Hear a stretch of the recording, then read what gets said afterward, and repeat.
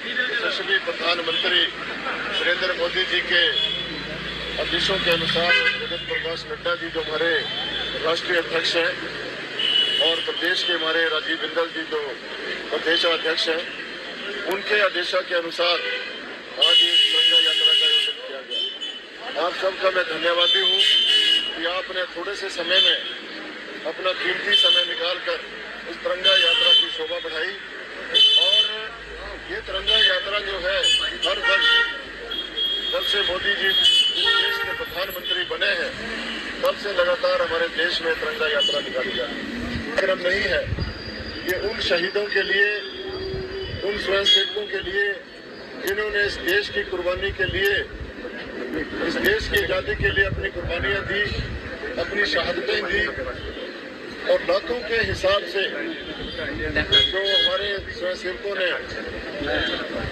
इस देश के ऊपर अपने को बलिदानी किया, उनके लिए आज उनकी याद में तिरंगे झंडे की यात्रा निकाली गई और संदेश देने का प्रयास होता है इस तिरंगा झंडे के द्वारा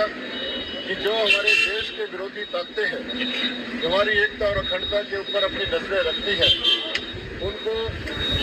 एक चेतावनी के तौर पर ये संदेश दिया जाता है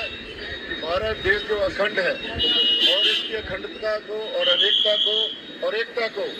यदि कोई देश हल्के में लेना चाहेगा तो इस हमारे देश ने समय समय पर जो है उन देशों को अपनी लड़ाई के माध्यम से कट्टर और कड़ा जवाब दिया है। आपको मालूम है जब से हमारा देश आज़ाद हुआ है तब से लगातार पाकिस्तान गाहे बगाहे हमारे देश के अंदर खलल पैदा करने का प्रयास करता है और ये भी एक सोची समझी रणनीति पाकिस्तान की रहती है और अन्य देशों का उनके ऊपर बर्दाश्त रहता है ताकि हमारे देश को जो विश्व में आज सबसे युवा देश है उसके अंदर खलल पैदा किया जाए,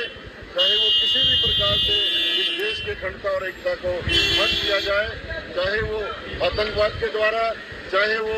एक छिपे हुए आतंकवाद को भी कहा जा सकता है जो नशे के द्वारा हमारे युवाओं को जो आज भ्रमित करने का प्रयास किया जा रहा है। एक चिट्टा जैसा नशा जो हमारे देश में यदि कहीं से सबसे ज्यादा आता है तो पाकिस्तान से आता है। आपको ये कहना चाहते हैं, आपके माध्यम से उनको चेताना चाहते हैं, जब भी देश के ऊपर कोई बात आती है तो देश का हर नागरिक हमारे वीर सैनिकों के साथ